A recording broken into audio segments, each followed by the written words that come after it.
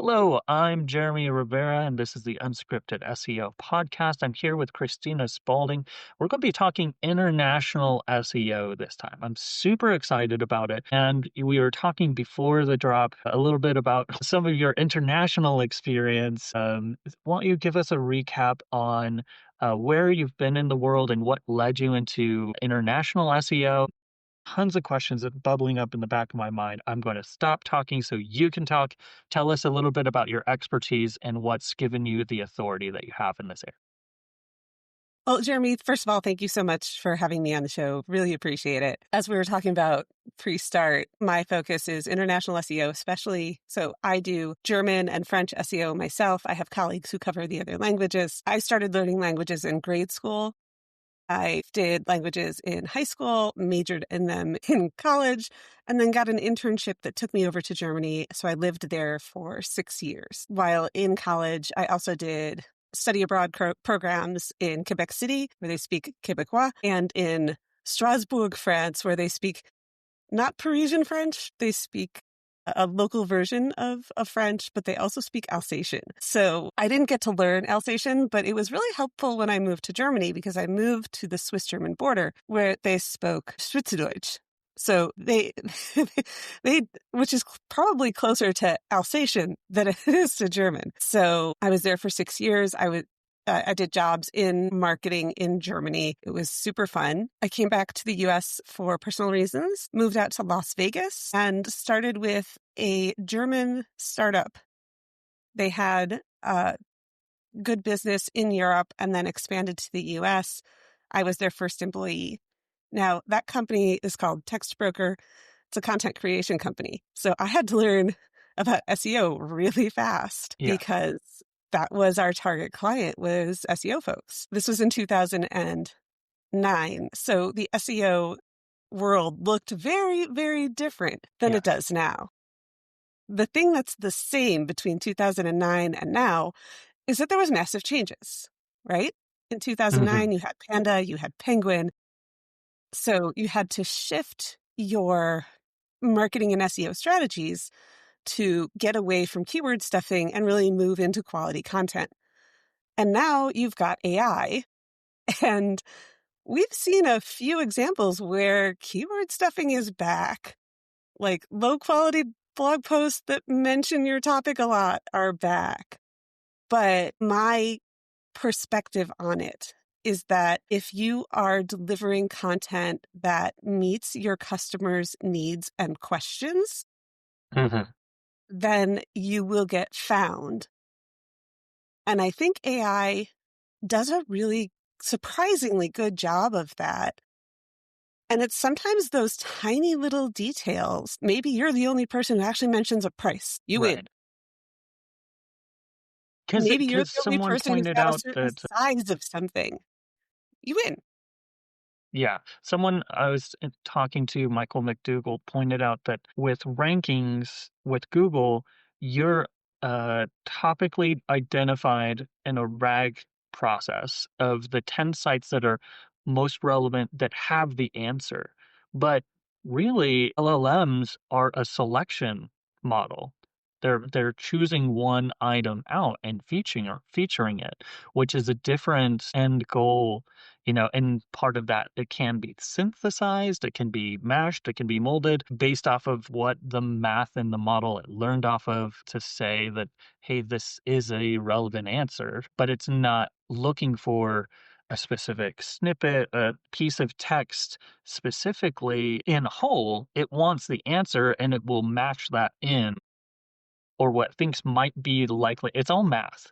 So Yes. I think people forget that. I am super curious.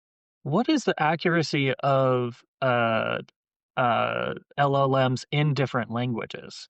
Because I've only had the experience, with the type of hallucinations that we have in English, inventing authorship that doesn't exist, coming up with facts that are, adding plastic to a mac and cheese recipe, and just kind of left to its own devices.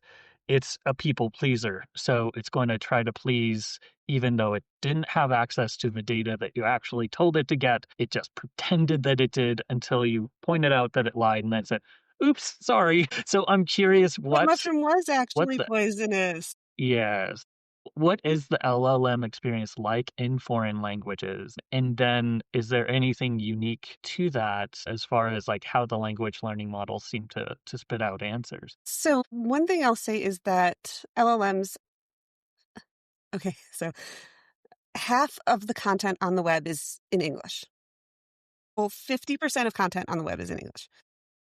The next largest languages have 5% of content on the web. So what does that mean? That means our database for LLMs is massive, 10 times more than any other language. So that doesn't mean there's no content available. There's still reams and reams of content available in different languages. But there's a reason that Google waited to roll out Gemini in different languages, because they needed more time to do the work to get it where it needed to be, because you just had less data available.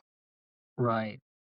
So I'm going to be honest, I haven't done a lot of experimentation in interacting with LLMs in my target languages yet. But one thing that I think is important for English-speaking marketers who are looking at going international is that we should talk about DeepL or DeepL, whichever way you want to pronounce it, which is a fantastic tool for translation work. DeepL is an LLM, but it is a deterministic LLM instead of a probabilistic one. So if you put in, I want to go to bed, please translate that for me, it will translate it the same way every time you ask it to do that. Whereas Okay. probabilistic LLMs, like ChatGPT, like Gemini, are calculating in a slightly different way. Yeah. And they're always generating a different result Yeah. for the same prompt. Same prompt, different result. So Yeah. I That's think DeepL has added the rules of grammar, at least for certain languages, so that you get sentences that are more refined and more grammatically correct. There's interesting. still there's issues with context. There's issues with, you've got 4 items in a list that are sentences, and one of those, they're all in your source language, they're all formatted the same. They start verb, predicate, verb, predicate, verb, predicate. But in the translated copy, each format of the item in the list is slightly different. So you're like, oh, I got to go fix that so that it looks better. Internal sense and follows kind of the logic that we're looking at. So whenever you're working with LLMs, my personal mantra is verify. Usually you say trust but verify. I don't even trust them. Yeah. Verify. Look at the stuff that you're putting out before you put it out, Yeah. because probabilistic LLMs are not fact finders. Right. Deterministic LLMs are also not fact finders, but it is less likely they will hallucinate. And if they do, it's kind of in a patterned type way. So when you're Interesting. using an LLM, figure out, is it probabilistic or is it deterministic? And then you can Hmm. proceed forward with the right amount of Skepticism. suspicion, right? So it's fascinating to me. Let's talk about that use case that you mentioned of English language marketers looking to go international. Let's say, you've got stair handrails that you can ship locally, or can ship them internationally. What are some of the pitfalls and opportunities that you've seen? Let's go opposite. Let's say, what's the benefit? Why would a company consider it? My brain jumped there right there of like, only 5% is in the LLM. That's a much smaller pool. I've got a much better chance of showing up in that answer pool, which is probably also likely true of search results. But I won't put I won't bias your seed too much. But give us what's the opportunity, the opportunity size for going SEO international on your product or service. So I'm going to talk about multilingual as well as international, Great, do because it. here in the US, right, we have Spanish speakers everywhere. Yeah. Between 20 and 30% of the US speaks Spanish as their first language. And there is search volume for Spanish terms in the US. So if you are a US-based company, you can serve local customers in Spanish. Good point. Yeah. And you can get top-level keywords that have a teeny tiny fraction of the cost and a teeny tiny fraction of the competitiveness. Now, they're also a little bit lower on volume. Right. So if you are in one of those incredibly competitive keyword fields, if you are a lawyer, real estate agent, or you represent lawyers and real estate agents and plumbers and these other services that are highly competitive from an SEO keyword perspective, Yeah. you can either spend your SEO dollars chasing after the long tail keywords, or you can split your SEO dollars and say, okay, we're going to continue to iterate on English language stuff. We're going to get even deeper in the weeds to give the Geminis and the Chat GPTs of the world those really niche, super weird use cases. But maybe we take a part of that money and we target a Spanish-speaking customer, especially if you have a service that doesn't require a lot of explanation. Yeah. I was thinking because So if you're a there house could be painter, business implication.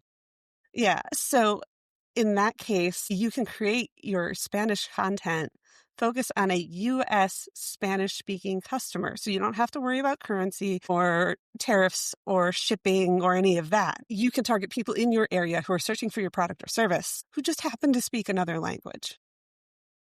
And you can target top-level keywords. So instead of lawyer, you target abogado in Spanish. Right.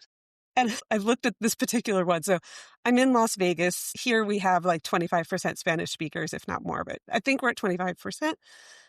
So this is like a thing. There are Spanish speaking lawyers on TV. There's a Spanish newspaper, all that good stuff. You see what languages there are around you. And then you can say, oh, is it going to make sense for me to market it in Spanish or Tagalog?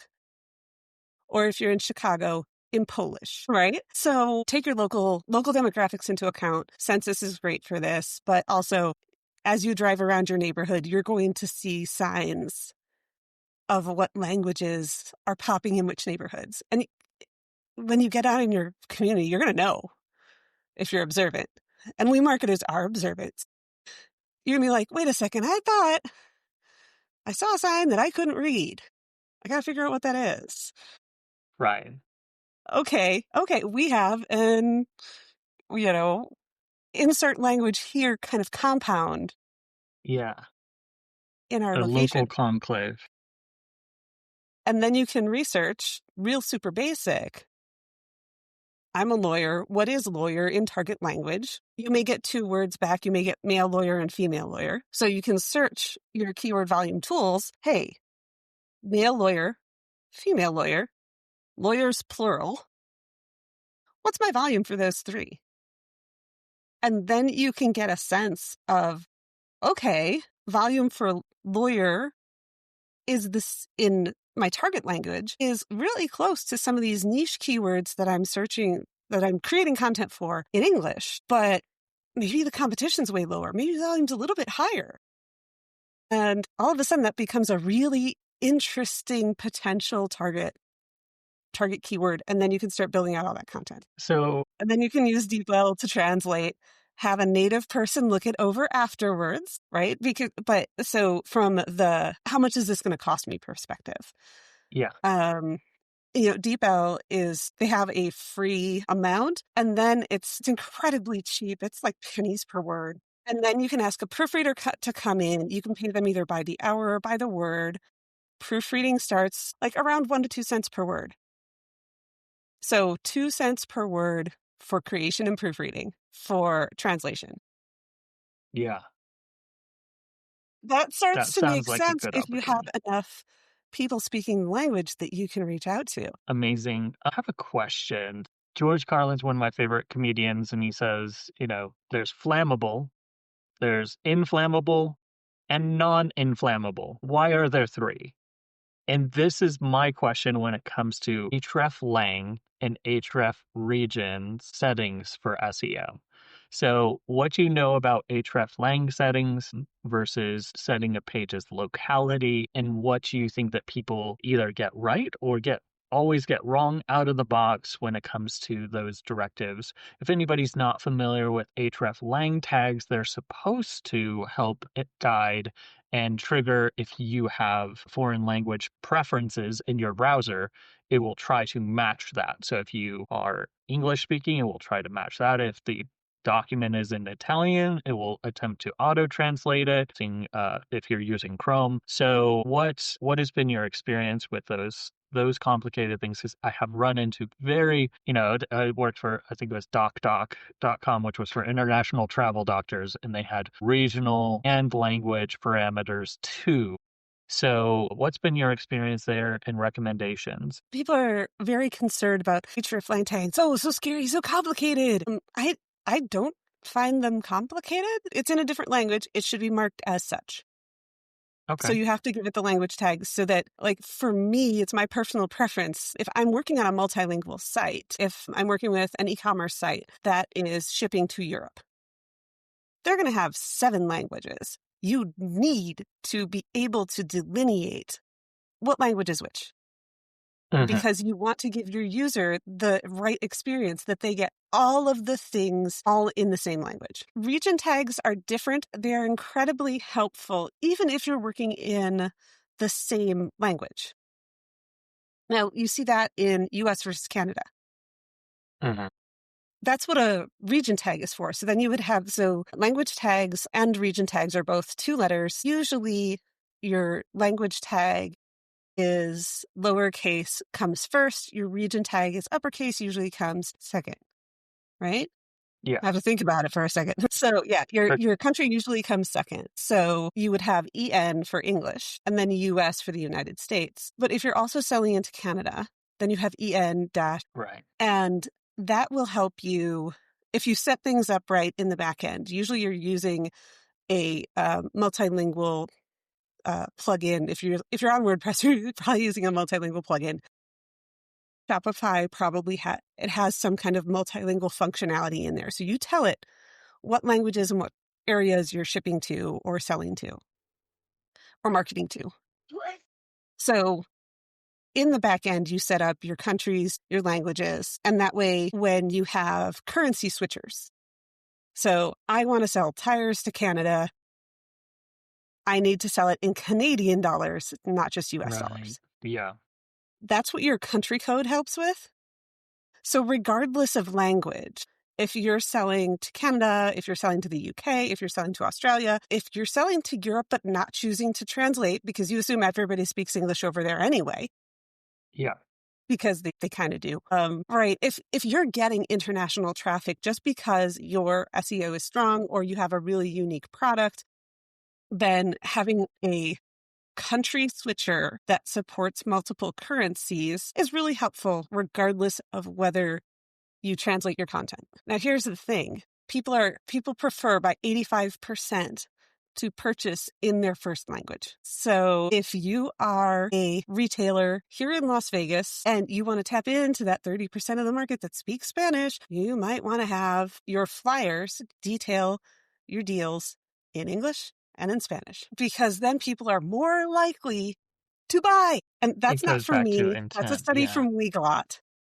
They did a study on, you know, because Weglot is a translation plugin for WordPress. And they did this study because they have all of this data on regions and languages and purchasing. So they're like, hey, by the way, 85% more likely to buy in their native language versus a secondary language. That's a pretty convincing number. It's one of those things, All like, right. you don't think about it. We are in the US so steeped in English that if we're not paying attention, we can get by without thinking about any other language. But when you look and you think about it for just a little bit, you're like, oh, opportunities, opportunities everywhere. I love that. Tell me about the experience of Google and ranking in Google in different languages are additional factors like having country-specific hosting important, minor signals, major signals, because those are different plays, right? Like having a US-based company and you're also targeting Spanish is a different play than I want to in the middle of Germany and I'm competing with other German companies in Google. Is server location a known factor, a small factor? Are there other things like uh, geo-specific links, getting links internationally, or getting links in German language versus getting links to a German page from a English page? What's been your experience in that Gordian knot? There are some things that are very similar all across the world. It is almost always better to have links coming from your target language. It is even better if they are coming from pages that end in a country-specific top-level domain. So if you are getting German language links from a .de or a .at or a .ch domain, that's better than getting German language links from a .com. Okay. Right? Because .coms often are English coded, right? Either you're from the US or you are like an international conglomerate that's kind of doing that kind of strategy. It's rare that you have an international or not rare, but local businesses are more likely to claim a country-specific top-level domain. So if you can get from those country-specific top-level domains, it's like a bonus. The link is just more powerful, not only because language matches, top-level domain matches, user intent usually matches better, and it's a better experience for the user. They're going from a German page to another German page. They're going from a Chinese page to another Chinese page. You are being promised something. You are taken there. You have a good experience there. It is rough when you're going from English page to a German page and you're like, what? I wasn't expecting that. Right.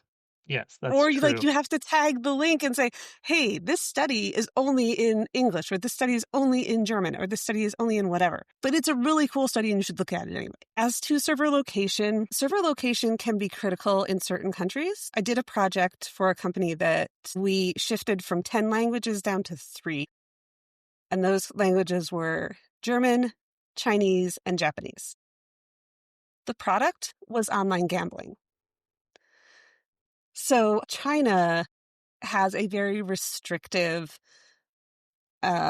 internet policy and environment. Yes. They also have an anti-gambling law. So if you really want to rank in China, you don't care about Google, you care about Baidu. And you to rank in China itself, you have to have a Chinese server. And you have to have Chinese content. And you have to be doing things for Baidu, not for Google. Or Interesting. also for Google, but Baidu first. But as a gambling company or a company promoting gambling, no Chinese server is going to take us. So we had to build a strategy knowing that we were targeting VPN traffic or expats from China who had moved out of China and were living in Canada or the US. So the entire strategy had to be different and our expectations had to be different because okay, your search estimates say X, but we can't tap in to actual Chinese traffic. So let's set our expectations a little bit lower and capture other traffic that's still really targeted at, the mainland Chinese mindset. But the mainland Chinese mindset of somebody who is willing to go and gamble and to maybe skirt a rule or two to go and gamble. So it was all about understanding our customer, understanding the basics of the target market you're approaching. Very, very, very basic. Is it legal? Can we promote that here? And you'd be surprised that some services that we think are absolutely normal, some sales processes that we think are absolutely normal, may or may not be normal in the target country that you're targeting. Subscription services, you got to be a little bit careful in how you offer opt-outs. Some countries require you to have an opt-out in a certain way because the way that a lot of companies here in the US do it, Like your opt-out is hidden. You have to call. You have to jump through 3 hoops before they say, okay, we're going to release you from your obligation. And not all countries, some countries have a little bit more consumer protections than we do. And that kind of stuff doesn't fly. So it is always worth it if you are looking at going into another country just to do a quick, real super basic, is my business model, is it going to work where I'm going? That's very smart. It also makes me think about an interview I did of a very, very British woman living in Spain in a holiday. I think it was Majorca, I think she said. What's your advice about considering expat communities? Expat communities are so English-speaking expat communities are interesting, but I'm not sure if the juice is worth the squeeze. It would have to be specific to the industry and the product that you're selling. What about foreign Do I language want to do a expats business on of the other shipping side? Oreos to Spain for British expats? For American expats, maybe. I think that's more of a business, specific to your business, what you actually do. I think the greater opportunity is to look at additional populations for your business or service that you haven't looked at before. Instead of looking at an English-speaking diaspora, would my product be a good fit for Suriname? Would my product be a good fit for Taiwan? Would my product be a good fit for Portugal? You may already have clients, or you may see some traffic coming from specific countries. You can explore that. And if you have like one client who's abroad, and you can ask them, hey, how'd you find me? What can we do to get more of you? And having conversations with your customers like that can really be helpful for both of you. It binds the customers to you more closely because you're asking their input and you're realizing that, hey, you're a little bit different. Let's talk about how cool you are and what makes you great and how we can find other people like you. So It makes me think of possibly the tourism industry. Maybe it's a check for you to, if you are operating SEO for a tourism business, maybe having service pages with information for a particular nationality that keeps showing up and taking tours. Strangely, when I was working at a California apple farm tourist trap called Oak Glen, we had a lot of Japanese tourists, and uh, they it would have been very useful if they had had a website page that it could send them to with information about what's going to happen on the farm and removing those barriers, but also, potentially, now with the ubiquity of, I think it's either 70 or 80% of business done locally is searched locally first. So if you are a tourist, I know what if I'm a tourist in another country, I'm Googling the heck out of things to try to find information and guidance on things so I can put myself into somebody else's shoes coming to America and flipping around and saying, hey, somebody's going to be, Google.deing a lot to find local information. And it could be quite helpful if I uh, am expecting tourists of a certain nationality, then that could be an opportunity as well. one of the things that I pitch sometimes is, you know what, why don't we do a landing page and an email chain, right? So they land on the landing page, they fill out the form, they get the pre-translated emails directly. So all of that work is done in advance and you don't have to worry about it happening. And you can give a disclaimer in those communications that, hey, we're trying to provide this information for you, but our tourists, our guides, for example, only speak English. So please be ready, like, to prepare for your visit. Here's some Just terms and remember that, phrases. that your guide is English only. We'll do our best to find somebody for you, but like all of our signage is in English only. Our menus are in English only, but we'd really love to have you still. If you do have somebody who speaks the language, then that makes everything easier. Sometimes you don't know the assets that you have in your own company. I was talking to a bank, national bank, and they're like, yeah, we've been thinking about Spanish. And I was like, yes, you should. You have locations here in Las Vegas. You should be thinking about Spanish. You have locations all through California. You should be thinking about Spanish. And they're like, well, we don't have anybody who speaks Spanish. And I was like, I don't believe that. I don't believe that. But I'm not going to say I don't believe that. It's why don't we do a language audit for your business. And just a quick survey of your employees. Do you speak a second language? Would you be comfortable speaking that in front of clients? And are you open to adding or receiving clients in that language? Yeah. And then you can have people self-identify.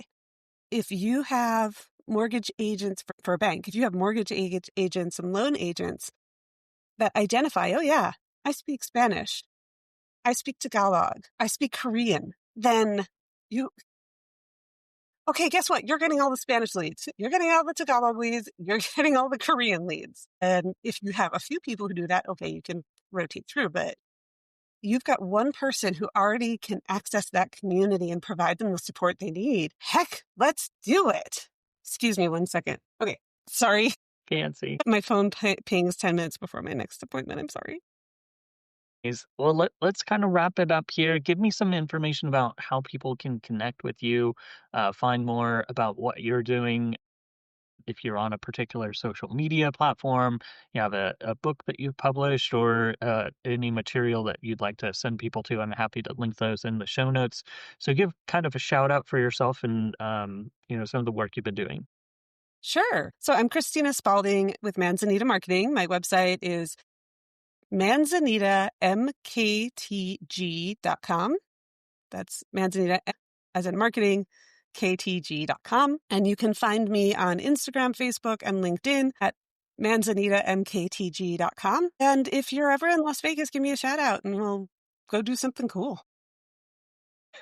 Sounds good. Well, thank you so much for your time. Das ist sehr gut. Dankeschön. It's a pleasure having somebody who's well versed in a more niche focus of SEO, and I hope others were interested. I'll keep an eye on the comments and direct any specific questions. And I think I'm going to get over a recap blog for you as well. So if anybody wants to dig in more to your content, I'll make sure that that's all linked up. Excellent, Jeremy. Thank you so much. Your questions were fun, engaging. Some of them I was not expecting at all. So as long as you got something out of our discussion today, then I'm a happy person. Thanks.